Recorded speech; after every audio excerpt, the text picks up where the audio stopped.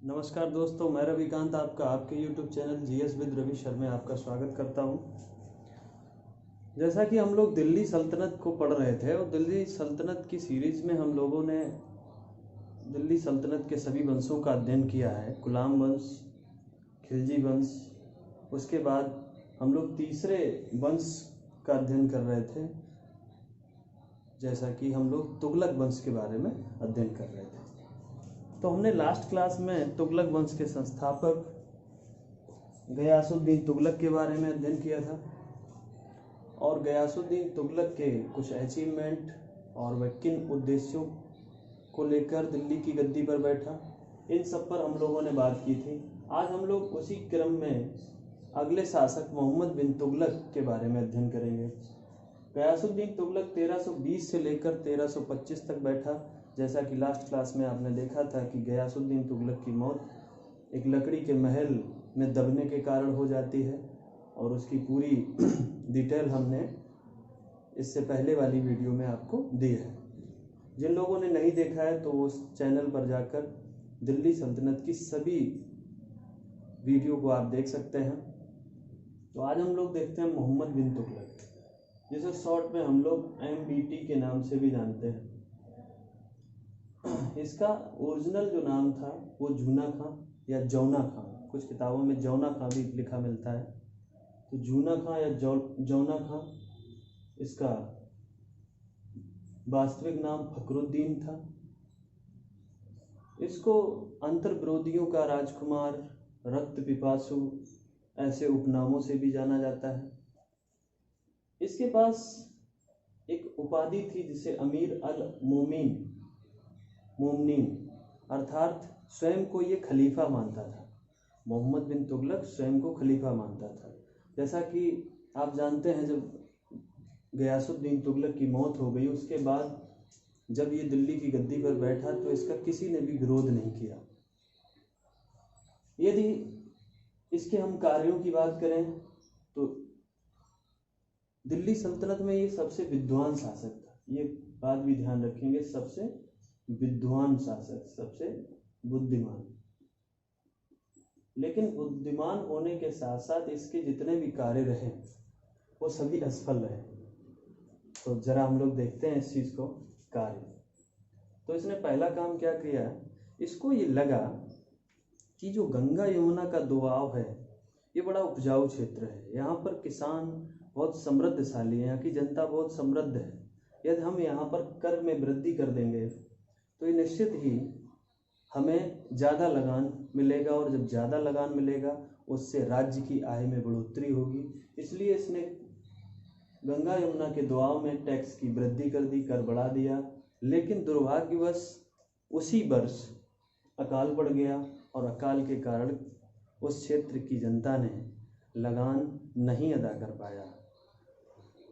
अंत में इसको लगान छोड़ना पड़ा और ये इसका एक गलत फैसला हो गया। ठीक है, यानी कि कर वृद्धि का जो इसने निर्णय लिया वह गलत साबित हो गया। इसी तरीके से हम इसके दूसरे कार्य के बारे में देखते हैं। इसने अगला जो काम किया 1326 में, इसने अपनी राजधानी को दिल्ली से दौलताबाद बनाया। दिल्ली आप जानते हैं उत्तर भारत में पड़ती है, दौलताबाद दक्षिण भारत में, दक्षिण पश्चिमी भारत में।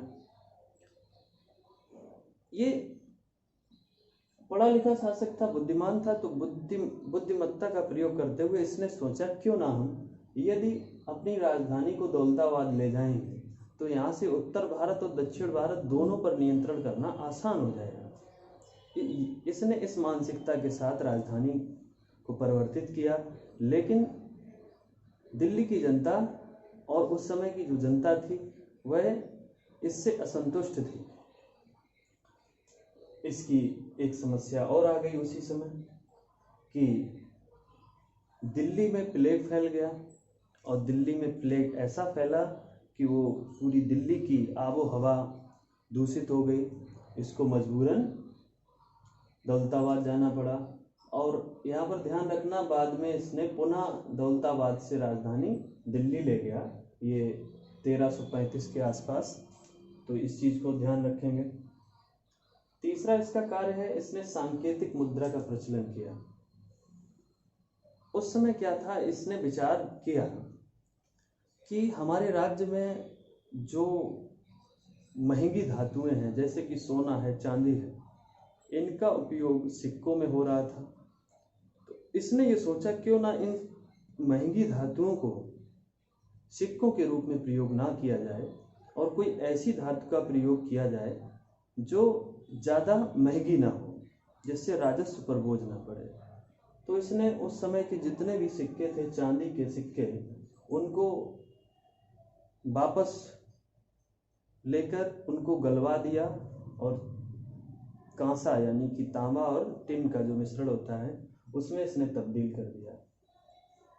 जब उनको दोबारा चांदी को गलवा कर कांसे और तांबे में जब परिवर्तित कराया तो उससे क्या हुआ कि वहाँ पर जो सिक्के बनाने वाले जो लोग थे उनको सिक्के बनाने की पूरी प्रोसेस समझ में आ गई और घर घर में सिक्के बनने लगे। कुछ इतिहासकार लिखते हैं कि एक ऐसा आलम आ गया कि पूरे घर घर में सिक्के बनने लगे मोहम्मद बिन तुगलक के काल में, जिसकी वजह से इसको मजबूरन सभी सिक्कों को वापस लेना पड़ा और लेकर उनको दोबारा गलवाना पड़ा। तो ये जिससे कि अब जो फर्जी बन गए थे वो भी जब पुनः वापस राज्य उनको लेगा तो राज्य को उसकी कीमत अदा करनी पड़ेगी। तो ये सारी समस्याएं आई जिससे कि आर्थिक संकट आ गया, आर्थिक समस्याएं इसको झेलनी पड़ी।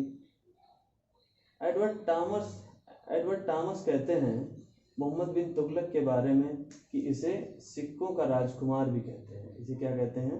सिक्कों का राजकुमार। ये बात आप लोग ध्यान रखेंगे। इसे धनवानों का राजकुमार भी कहते हैं। एक पॉइंट यहाँ पर समझना, जब इसका पिता गयासुद्दीन तुगलक दिल्ली सल्तनत पर था तो उसने दौलताबाद जो नगर बसाया था, उसी दौलताबाद में एक सोने का कुआं और एक सोने का एक बहुत बड़ा कमरा बनवाया था। उसमें राज्य की सारी सोने और चांदी की जितनी भी संपत्तियां होती थी उनको रखता था। तो इसीलिए इसे धनवानों का राजकुमार भी कहते हैं। यदि हम बात करें सांकेतिक मुद्रा का सफल प्रयोग चीन के कुबलई खान ने किया था और इसने कागज की मुद्रा को छपवाकर सफलतापूर्वक चीन के अंदर इसने मुद्रा चलवाई थी। तो यानी कि मोहम्मद बिन तुगलक के तीनों कार्य असफल हो गए। कर में वृद्धि की तो अकाल पड़ गया, राजधानी परिवर्तित की तो प्लेग फैल गया, सांकेतिक मुद्रा लेकर आया तो उसमें नकली मुद्रा आ गई, बहुत सारी मार्केट में बनने लगी, जिसकी वजह से इसके ये तीनों कार्य असफल हो गए। तो सबसे विद्वान था। फिर एक बात यहाँ पर ध्यान देना, जरूरी नहीं कोई व्यक्ति विद्वान है वह राजनीतिक रूप से सक्षम हो। बुद्धिमान होना एक अलग कला है और एक शासन करना, एक राजनीति करना एक अलग कला है। जैसा कि आप लोग जानते हैं, आप कितना भी पढ़ जाएं, पढ़ लिख कर हम लोग कोई अधिकारी बनेंगे, ऑफिसर ही बनेंगे, लेकिन जब भी कोई नेता बनेगा तो वो अंगूठा छाप ही बैठेगा। तो ये सारी समस्याओं से आप लोग भली भांति परिचित हैं, उम्मीद करता हूँ। इसके बाद इसके अभियानों की बात करें तो इसने मध्य एशिया में अभियान किए, लेकिन सारे अभियान इसके असफल रहे। इसके महत्वपूर्ण बिंदुओं की बात करें तो ये हिंदुओं के त्योहार होली में ये शामिल होता था। इसके अलावा मोइनुद्दीन चिश्ती व सैयद सलार की दरगाह पर भी जाता था। कमेंट बॉक्स में आप लोग बताएंगे कि सैयद सलार की दरगाह कहाँ पर है और ख्वाजा मोइनुद्दीन चिश्ती की दरगाह कहाँ पर है। ये दोनों जवाब कमेंट बॉक्स में लिखेंगे। इसके बाद ध्यान देना है, यहाँ पर इसने कृषि विभाग में एक बड़ा महत्वपूर्ण पद बनाया, कृषि विभाग का गठन किया, जिसे दीवान-ए-अमीर को ही कहा जाता था। दिल्ली सल्तनत में सबसे विस्तृत साम्राज्य इसी का था, ये बात ध्यान रखेंगे। हालांकि इतने सारे शासक आप लोग पढ़ रहे हैं, उन सभी शासकों में सबसे विस्तृत और सबसे बड़ा साम्राज्य इसी का था। यदि बात करें हम लोग इसी के शासनकाल में, बोले तो MBT मोहम्मद बिन तुगलक के शासनकाल में सर्वाधिक विद्रोह हुए। विद्रोह की संख्या 34, जैसा कि ऊपर हमने यहाँ पर नोट कर दिया है, सर्वाधिक विशाल साम्राज्य लगभग 23 प्रांत हुआ करते थे मोहम्मद बिन तुगलक के समय। इसने सर्वप्रथम अकाल पीड़ितों के लिए शिविर लगवाए। जब अकाल पड़ा तो इसने क्या किया, शिविर लगवाए। जैसा कि हमने आपको पीछे बताया, यहाँ पर दुआओं में कर वृद्धि के समय जब अकाल पड़ा तो इसने शिविर लगवाए जनता के लिए। जनता की जो भी समस्याएं होती थी उन समस्याओं को जनता अपने शिविरों में जाकर सॉर्ट आउट करती थी।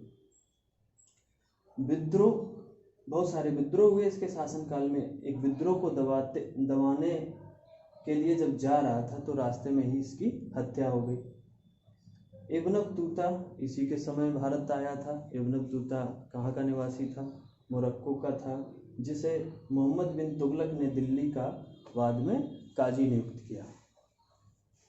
तो आज ये हम लोगों ने इस वीडियो में मोहम्मद बिन तुगलक का अध्ययन किया। उम्मीद करता हूँ आपको ये वीडियो पसंद आई होगी। यदि पसंद आई हो तो लाइक करना और हमारे चैनल को सब्सक्राइब करना। दिल्ली सल्तनत की बाकी सभी वीडियो के लिए आप हमारे चैनल पे आके गुलाम वंश, खिलजी वंश और तुगलक वंश सभी का अध्ययन कर सकते हैं। धन्यवाद।